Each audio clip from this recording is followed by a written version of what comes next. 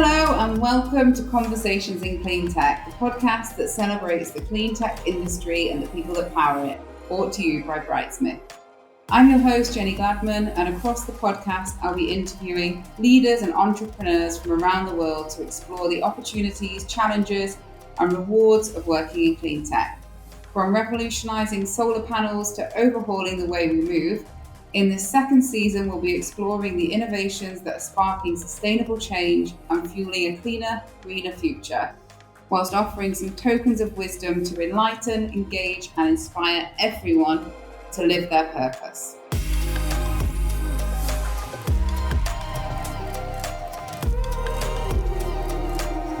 So today's guest has had a pretty fascinating life. She was born in Russia, moved to Denmark for a brief stint, back to Russia, moved to Finland at 16, and for the last year she has been calling Paris her home. Speaking of Paris, her passions outside of clean energy lie in French wine, French cheese, French boxing, which all sounds like a pretty good combination to me.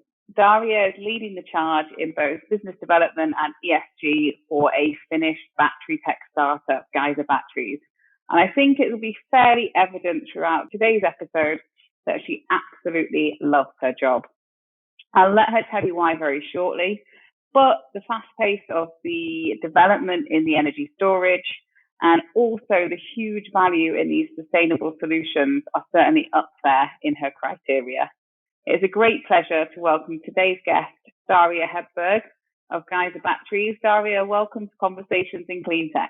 Thank you very much, Jen. It's a real pleasure to be here. Thanks a lot for inviting me here and having me here and letting me tell a little bit about myself and what we do at Geyser Batteries. So I have been working at Geyser since September last year. So it's been a bit over a year, but it's been a really exciting and challenging journey in the energy storage because, as you know, the field is just growing really fast and there is a lot of things happening and there's always a value of sustainable solutions on the market. So we have been busy and actually, just in autumn this year, we managed to win a new energy challenge, which was run together with Shell, Rockstart, and Gestalt. So it's been kind of very exciting autumn, and it's been really interesting to work here. But I joined Geyser, as I said, in September last year, and I first joined as a part of business development team, and then we further elaborated our ESG strategy. And so this is where I am. This is what I'm doing now. I'm responsible for the environmental and social governance at the company, and we are trying to see what mistakes we should avoid and how to decrease the risks while increasing the impact, the positive impact that the company can do. So that's my daily job at Geyser, and yeah.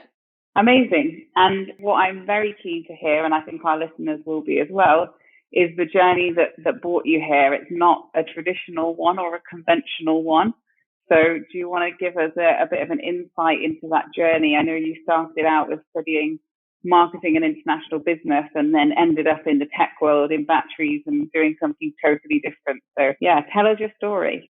Absolutely. So it's been, as I said, it's been a thrilling journey, not only in Geyser Batteries, but for my life. As you mentioned already in the beginning, that I lived in several countries, and I think it's also shaped up a little bit my view of the world. So yeah, I moved to Finland at the age of 16. I started studying marketing and international business.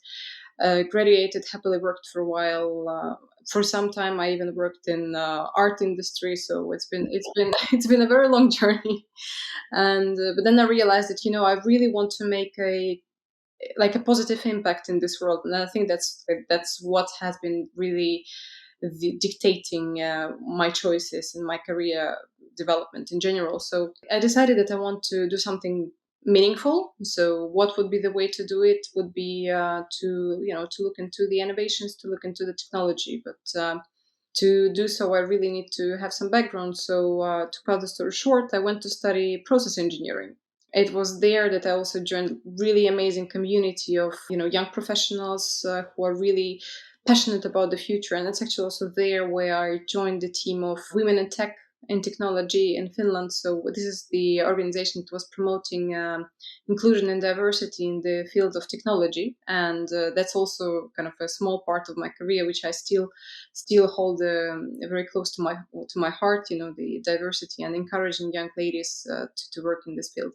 Anyway, so I studied process engineering. I worked after that with commercialization of laser technologies. That was my most recent project on the commercialization before I joined Geyser Batteries. And when I thought that photonics was an amazing field, exciting field, I was really thrilled to work with the community to develop the technology which would be suitable, for example, for medicine and just to have an impact, as I mentioned. But then came up the opportunity at Geyser Batteries, and now I do not really think that there is anything more exciting than cleantech and energy storage. And I hope it will stay the same for me because it's really exciting to be here. Amazing. And it's great to see the passion that you have, but that you've also had for different avenues. It's really nice to see you still have the youthful exuberance and excitement for your career and for what you're doing and for making an impact. And that impact's taken sort of different avenues, but each one of them kind of becoming, I guess, more and more fulfilling. Now, I have a slight side question, but one I have actually been wanting to ask you is you've lived in so many places and your family live in another place. How many languages do you speak and how does that work with all of these other learning?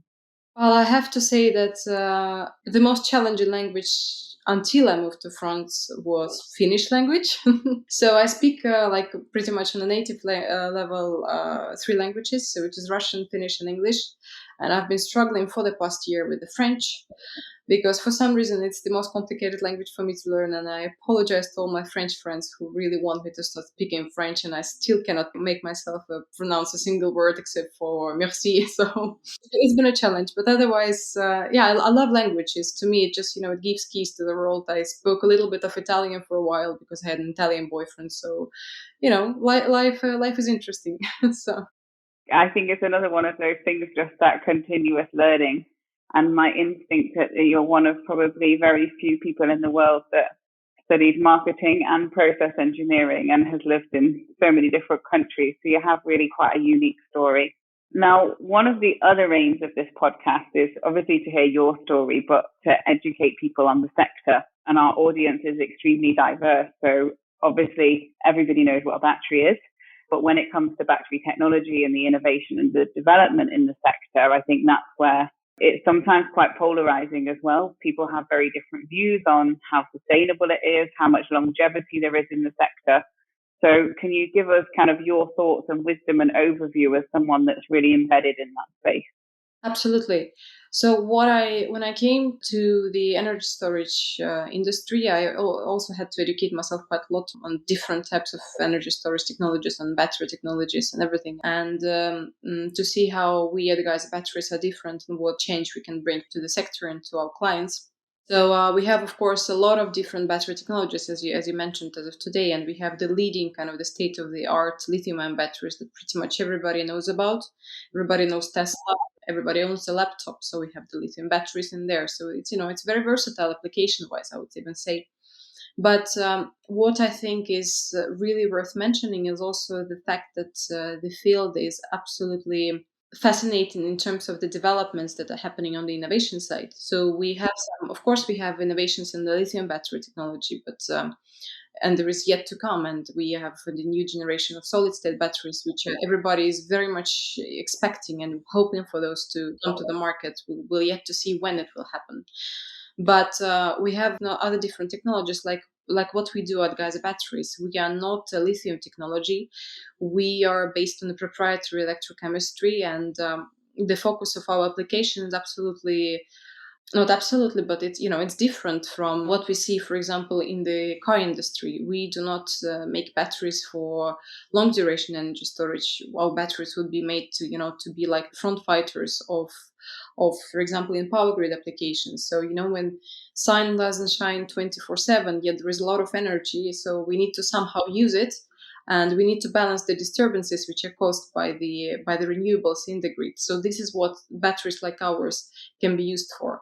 And when we really combine the efforts and start using different battery technologies together, we are on a much more promising way, in my opinion, that to really build a sustainable future with the climate neutrality, because we have to work together, not against each other. So we really need to see the new technologies that are coming in. We need to see the how we can combine the efforts and really unleash the power of renewables in that sense. Amazing. And I think we talked about that briefly when we've spoken before about the community and actually working in a sector that is working together and supporting each other and everybody willing each other on for those new developments, because it has to be a combined effort all in the same direction.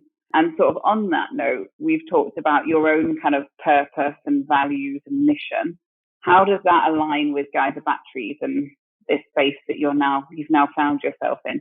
Well, I think the vision of Geyser Batteries is to lead the transition to circular economy through continuous innovation, and we aim eventually to make electrification inclusive. What it means in practice is that we want to enable the rest of the world in using the clean energy and using the benefits of battery technologies. So, as one of my key aspirations in my career have been to make a positive impact and to bring the innovation outside the laboratory for people to be actually able to benefit from it. In that sense, we are fully aligned with the company that I'm working at. So we have the same goals, and we aim, of course, to commercialize the technology. And this is one of my passions in life, to take up the challenge of bringing the new technology and to also educate the customer and the other stakeholders. Because to be honest, many companies, I believe, see themselves a bit overwhelmed with the offering on the battery technology market, and it's a long journey, and if you have to share the same values eventually with the company that you work at. So that's why I think we're quite a good match. Good, perfect. And sort of thinking bigger picture in your life generally, like what else motivates you? What makes you get out of bed in the morning? I love to learn. I guess you noticed the fact that I liked learning languages, and it shows that I really love to learn. And both in the company, in the field, and specifically in ESG, that I'm working in, there is so much to learn. I will absolutely not hide the fact that I still have a lot of things to learn at my work, and I have a lot of things to learn from my colleagues, from our CEO, from the community.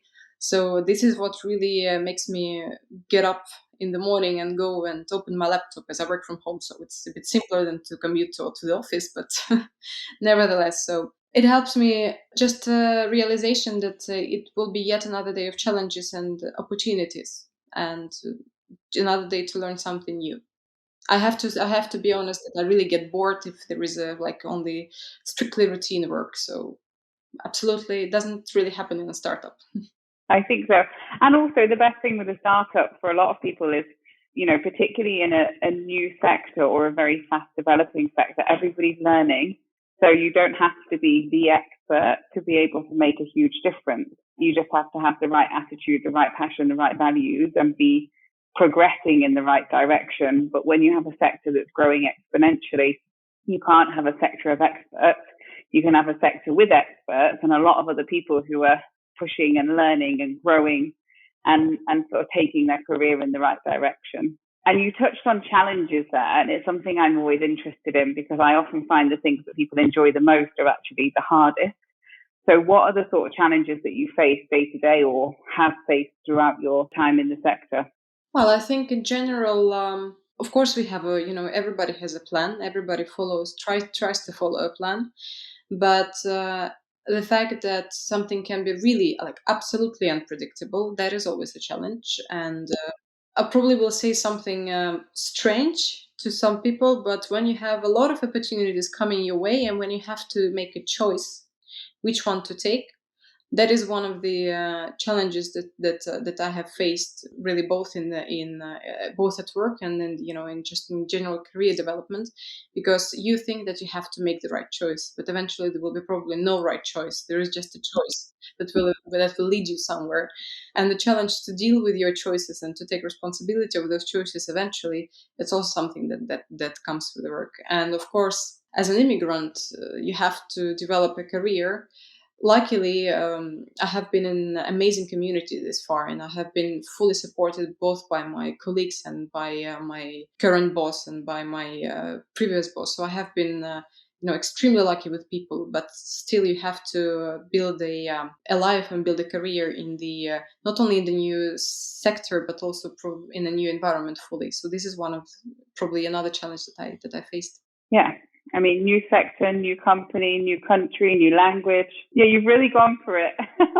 And actually, I'm always interested to know with that, like, what have you learned about yourself in the last year? That I can really do things, that even if I'm afraid at first to touch something, if you just start doing, you will eventually do it. You will figure out a way how to get out of it and how to bring some sort of result. That's what I really learned about myself. I see that in you. And thinking about the highlights, and this doesn't necessarily need to be from your time in cleantech, it could be any time in your career whatsoever. But what are some of the highlights? And I'm hoping this kind of leads us on to the work you've done around women in tech or women in engineering, as well as kind of passing your wisdom and inspiring others. One of the highlights, it would be actually the time when I shared my story to the engineering. I was asked to write a blog post just to share my story, just to tell my story, tell about the struggles that I had, from learning the language to going more deeper into the mathematics or chemistry, which to be honest, chemistry was absolutely not my favorite subject in high school. Chemistry wasn't your favorite subject, and now you're becoming a battery expert. Exactly. I'm full of contradictions. So, well, at some point in my life, I told myself that I'm not going to move out from Finland. Well, here I am living in Paris. Anyway, life is full of surprises. So, getting back to the highlight. So, I shared this blog post. I told my story, and I actually had to, a little bit force myself to do it because it was a very personal story to tell, and to put it more or less publicly, it was a little bit intimidating experience. But when I did it, and after all the overwhelming feedback that I received from people who I really respect and who I look up to, on even on LinkedIn, it was really amazing, and I still remember it as one of the highlights of my career. And it's again the community that I worked back then in, that really helped me to embrace myself and to share the story. Oh, and I think that's such an amazing thing to do, because, like you said, it takes courage. It's very easy to talk about a topic or a sector or a company, but it's often very hard to talk about yourself. But it's often exactly what other people need, as those role models who say, look, I've done it and I achieved it, and it was difficult, but I made it. So I think it's an incredible thing to do. And we talked about your drive to encourage sort of women generally, but particularly girls and young women, to not be afraid to make big decisions, to take the plunge. And particularly when that goes against sort of societal biases or norms. There was 30 years ago, very, very, very few women in tech and engineering, and that is changing. But yeah, how do you feel about that? Well, I'm very happy. I'm very happy to see how, especially young girls, I think they're much more brave than we were at their age. I mean, I see 14-year-old teenagers who know what they want and will absolutely do it irrespective of what others are saying. So I'm very happy to see it. And from the times of my work and Women in Tech, the way the Women in Tech functioned, we had this kind of breakfasts when we are sharing the topic and topics on business and technology, and people could just come and network at the same time.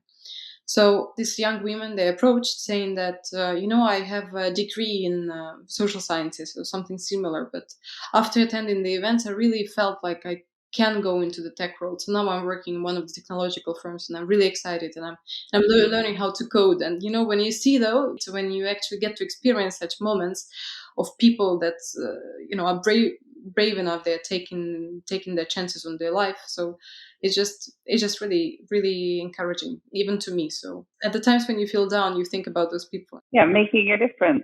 And what do you think we could do collectively? And by collectively, I don't mean women, I mean everybody in the sector, to accelerate this journey towards a level playing field for diversity in general, gender diversity, but just having a more inclusive and equal environment in the sector? What can each one of us do?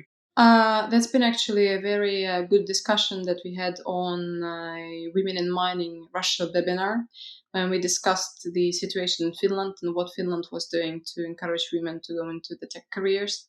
One of the key things that everybody agreed on was that just showing the role models, just telling about the women who were able to do it, who were able, to get a bit more brave, or to just make this jump, sometimes leap of faith for many, So just telling about those people, telling about those women. Of course, it's always great to highlight the role models in the public space in the social media.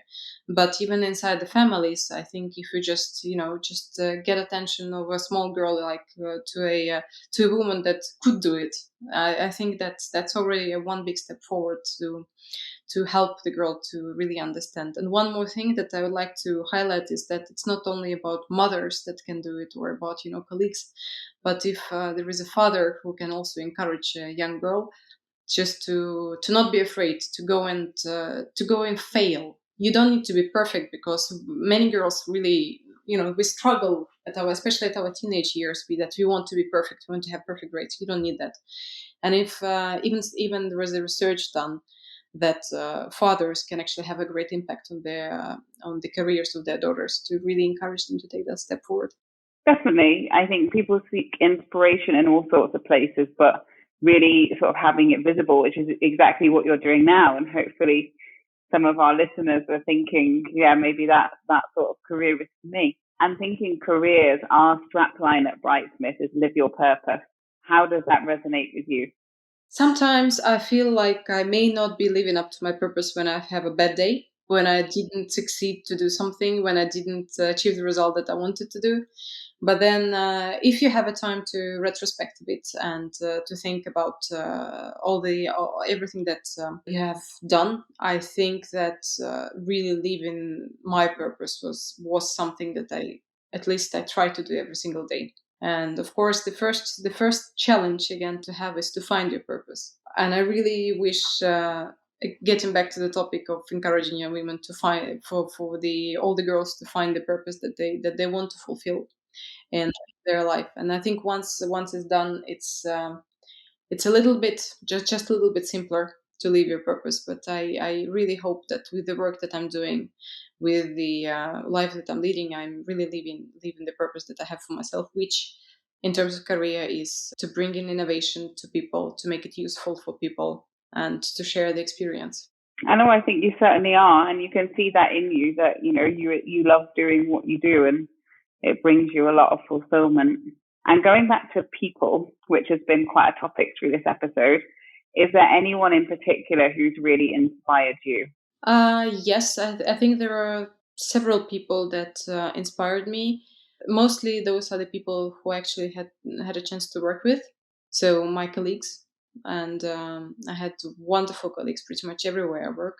I think in my job, it's the CEO of our company that also inspires me, because he's I think he's leading with an example. And I think that's really important to have a manager, a boss who inspires you, who kind of who shares your vision, because otherwise the working becomes a little bit impossible in certain situations. And recently I realized, when I actually thought about it, that it is my father also that inspires me a lot. He was a sailor and the marine captain, and after that, at the age of 43, he started his own company. And it was of course, it's a big change for to make in at that age, and he was leading more than 1,000 people at some point. So he really inspires me, and I look up to him. Ah, that's great.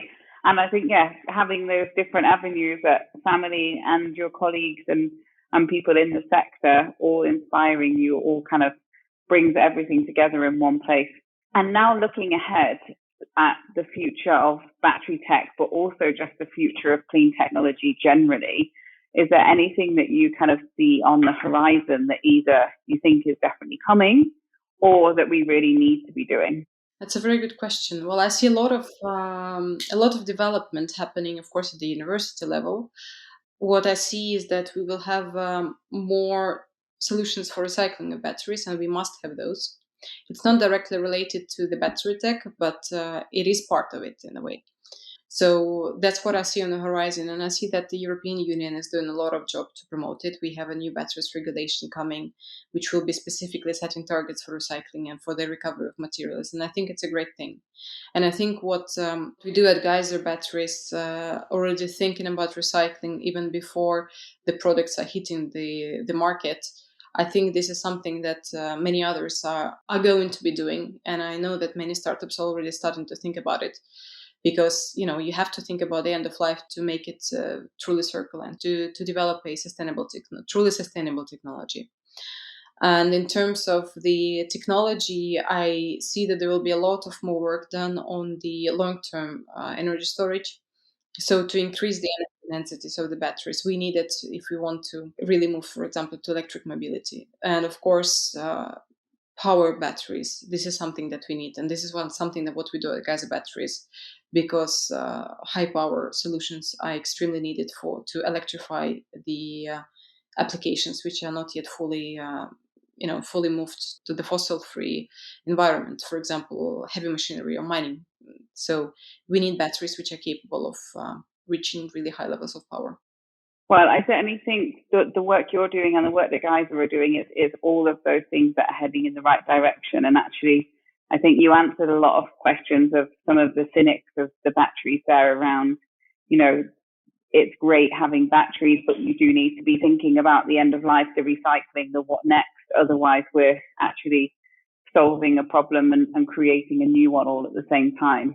Well, that, I think, looking to the future, brings us to the end of today's discussion. However, I always like to see if there's anything that you would like to leave our listeners with, things to make them ponder what they could be doing, what we should all be doing, any final thoughts or pearls of wisdom.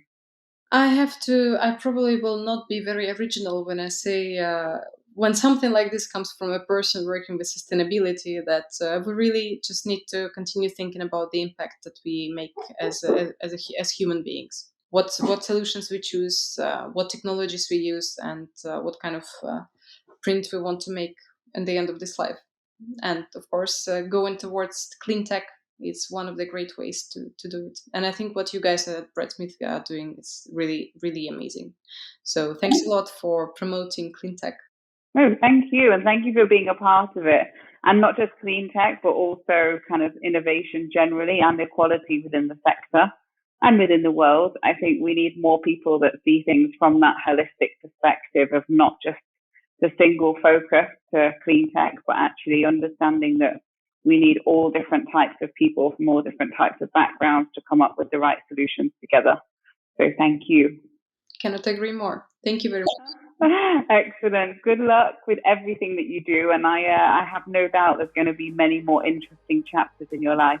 Thank you. Likewise. Take care. Thank you. Bye-bye. Thank you for listening to Conversations in Clean Tech, brought to you by Brightsmith. If you enjoyed this episode, be sure to subscribe, like, and leave a review. Every time you do, it helps others to find the show. For more information on Brightsmith and how we can help you to build a sustainable future through identifying, attracting, and retaining diverse talent, head over to brightsmith.com. Join us next time for more Conversations in Clean Tech.